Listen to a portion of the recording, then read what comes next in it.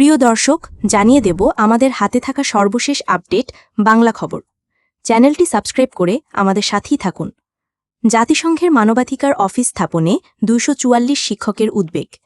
রাজধানীতে জাতিসংঘের মানবাধিকার হাইকমিশনের কার্যালয় স্থাপনের ঘোষণায় ২৪৪ জন বিশ্ববিদ্যালয় ও মেডিকেল কলেজের শিক্ষক উদ্বেগ প্রকাশ করে বিবৃতি দিয়েছেন।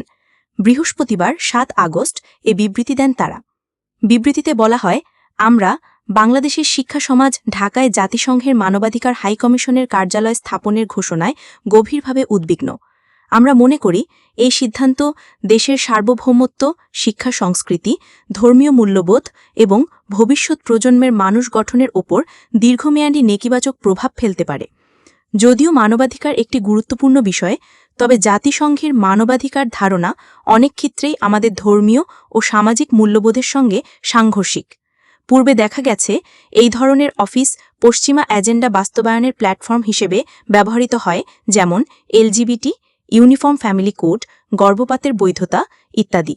ধর্মীয় ও সামাজিক মূল্যবোধ পরিপন্থী এসব বিষয়ে আমাদের পাঠ্যক্রমে চাপিয়ে দেওয়ার মাধ্যমে শিক্ষা ব্যবস্থা ও সমাজে বিভ্রান্তি ও সংকট তৈরির যৌক্তিক শঙ্কা আমাদের মধ্যে তৈরি হয়েছে।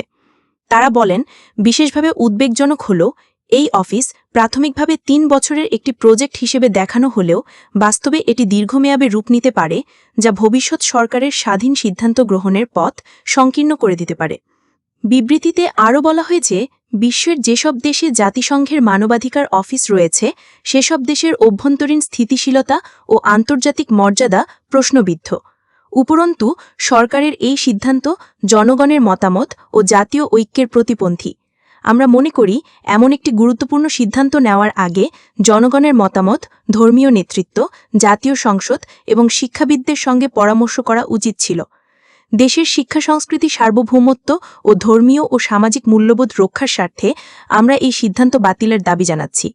বিবৃতি দেওয়া ২৪৪ জন শিক্ষকের মধ্যে আছেন ৫০ জন প্রফেসর, ৪১ জন অ্যাসোসিয়েট প্রফেসর, ৭৮ জন অ্যাসিস্ট্যান্ট প্রফেসর এবং ৭৫ জন লেকচারার।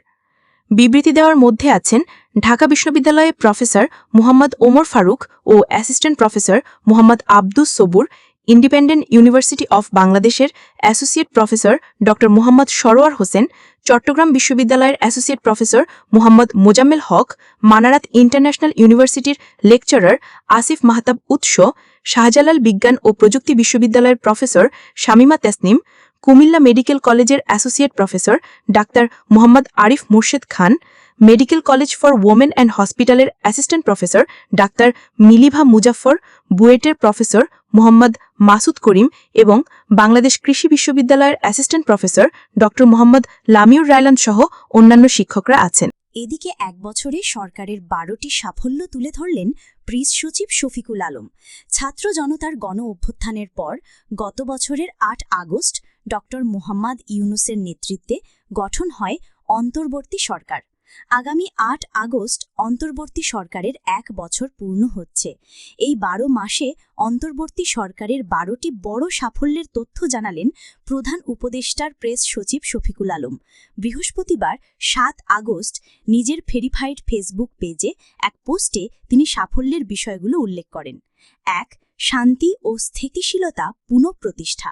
জুলাই বিপ্লবের পর দেশে শান্তি ও শৃঙ্খলা ফিরেছে, যার ফলে নৈরাজ্য ও প্রতিশোধের চক্র বন্ধ হয়েছে। অধ্যাপক মোহাম্মদ ইউনূসের নৈতিক নেতৃত্ব ছিল এই স্থিতিশীলতার মূল চালিকা শক্তি, যা জাতিকে সহিংসতা নয় বরং পুনর্মিলন ও গণতন্ত্রের পথে পরিচালিত করেছে। ২. অর্থনৈতিক পুনরুদ্ধার। ধ্বংসপ্রাপ্ত অর্থনীতি পুনরুদ্ধারে বড় ভূমিকা রেখেছে এই সরকার। খাদ্য মূল্যস্ফীতি প্রায় ১৪% থেকে প্রায় অর্ধেকে নামানো হয়েছে।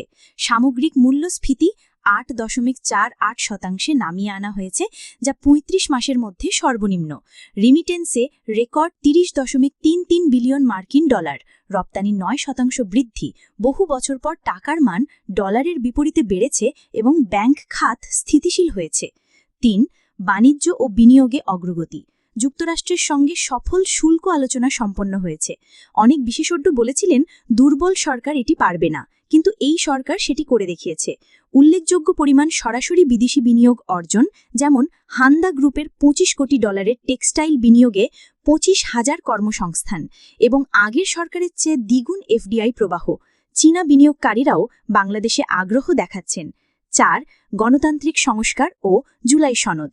সংস্কার কমিশন গঠন, 30টিরও বেশি রাজনৈতিক দলের মধ্যে জাতীয় ঐক্য তৈরি এবং ঐতিহাসিক জুলাই সনদ চূড়ান্ত করা হয়েছে, যা প্রাতিষ্ঠানিক জবাবদিহিতা এবং ভবিষ্যতে ফ্যাসিবাদের ফিরে আসা রোধের সুরক্ষা দিচ্ছে। জুলাই সনদ গণতন্ত্রের নতুন যুগের সূচনা করবে বলে আশা করা হচ্ছে। 5. জুলাই হত্যাযজ্ঞের বিচার। জুলাই আগস্টে সংঘটিত মানবতা বিরোধী অপরাধের স্বচ্ছ বিচার শুরু হয়েছে, যাতে দোষীদের জবাবদিহিতার আওতায় আনা হচ্ছে এবং আইনের শাসন প্রতিষ্ঠা পাচ্ছে। এখনও পর্যন্ত 4টি প্রধান বিচার্যক্রম শুরু হয়েছে। শেখ হাসিনার বিচারও শুরু হয়েছে। 6. নির্বাচন পরিকল্পনা ও সংস্কার। 2026-এর ফেব্রুয়ারিতে মুক্ত, সুষ্ঠু এবং উৎসবমুখর নির্বাচনের তারিখ নির্ধারণ করা হয়েছে। প্রবাসী, নতুন ভোটার ও নারীদের অন্তর্ভুক্তির প্রতিশ্রুতি দেওয়া হয়েছে। নাগরিক মতামতের জন্য ডিজিটাল প্ল্যাটফর্ম চালু হচ্ছে। প্রায় 8 লাখ পুলিশ, আনসার ও সেনা মোতায়েনের পরিকল্পনা করা হয়েছে, যাতে শান্তিপূর্ণ নির্বাচন নিশ্চিত করা যায়। 7. প্রাতিষ্ঠানিক ও আইনগত সংস্কার। বিচার বিভাগ সংস্কারমুখী নিয়োগের মাধ্যমে স্বাধীনতা নিশ্চিত। পুলিশ, মানবাধিকার সেল, বাডি ক্যাম্প, স্বচ্ছ জিজ্ঞাসাবাদ কক্ষ ও জাতিসংঘ মানদণ্ডের প্রতিবাদ ব্যবস্থা। আইন, দেওয়ানি ও ফৌজদারি কার্যবিধিতে ব্যাপক পরিবর্তন। গ্রেফতারের 12 ঘণ্টার মধ্যে পরিবারকে জানানো বাধ্যতামূলক। আইনজীবী ও চিকিৎসা সহায়তা নিশ্চিত। অনলাইন জিডি চালু। 8. সংবাদপত্রের স্বাধীনতা ও ইন্টারনেট অধিকার। দমনমূলক সাইবার সুরক্ষা আইন বাতিল, সব সাংবাদিক মামলা প্রত্যাহার, সমালোচনার স্বাধীনতা নিশ্চিত এবং ইন্টারনেট ব্যবহারের অধিকারকে প্রথমবারের মতো মৌলিক অধিকার হিসেবে স্বীকৃতি দেওয়া হয়েছে। 9. পররাষ্ট্রনীতিতে পরিবর্তন। একক দেশের উপর নির্ভরতা থেকে সরে এসে বহুমুখী ও ভারসাম্যপূর্ণ পররাষ্ট্রনীতি গড়ে তোলা হয়েছে। যুক্তরাষ্ট্র, চীন, ইউরোপীয় ইউনিয়ন সহ বিভিন্ন দেশের সঙ্গে বাণিজ্য, বিনিয়োগ, চিকিৎসা সহায়তা ও সংকট মোকাবিলায় সহযোগিতা বৃদ্ধি করা হয়েছে। সার্ক পুনরুজ্জীবন ও আসিয়ান সদস্যপদ অর্জনের উদ্যোগ নেওয়া হয়েছে। 10. প্রবাসী ও শ্রমিক অধিকার। সংযুক্ত আরব আমিরাতে ভিসা পুনরায় চালু, মালয়েশিয়ার মাল্টিপল এন্ট্রি ভিসা চালু, উপসাগরীয় দেশে অনিয়মিত কর্মীদের বৈধতা প্রদান, জাপানে 1 লাখ তরুণ পাঠানোর পরিকল্পনা এবং ইতালি, দক্ষিণ কোরিয়া, সার্বিয়াতে শ্রমিক পাঠানোর উদ্যোগ নেওয়া হয়েছে। 11. শহীদ ও আহত বিপ্লবীদের সহায়তা। জুলাই বিপ্লবের শহীদ ও আহতদের তালিকা প্রণয়ন। 775টি শহীদ পরিবারের মাঝে প্রায় 100 কোটি টাকা সঞ্চয়পত্র ও ভাতা প্রদান। 13,800 জন আহত বিপ্লবীর জন্য 153 কোটি টাকার সহায়তা। গুরুতর আহতদের বিদেশে উন্নত চিকিৎসা ও পুনর্বাসন।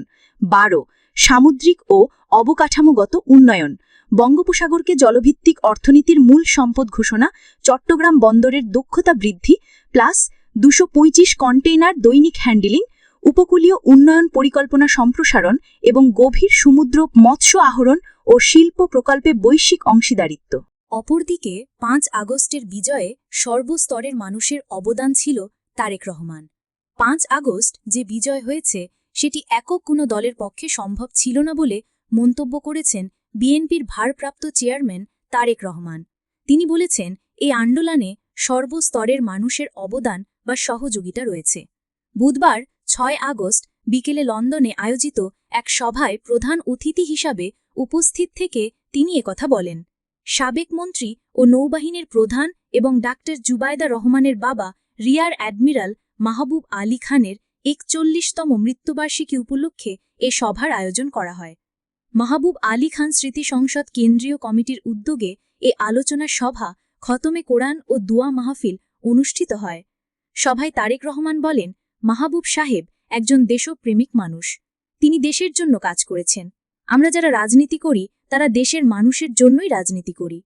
আজ দেশে একটি পরিবর্তন এসেছে। দেশের মানুষ অনেক কিছু জানতে পেরেছে।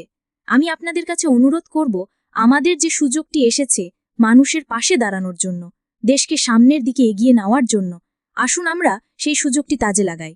যেসব শহীদ বাংলাদেশের জন্য আত্মত্যাগ করেছেন সেই শহীদদের জন্য কাজ করি।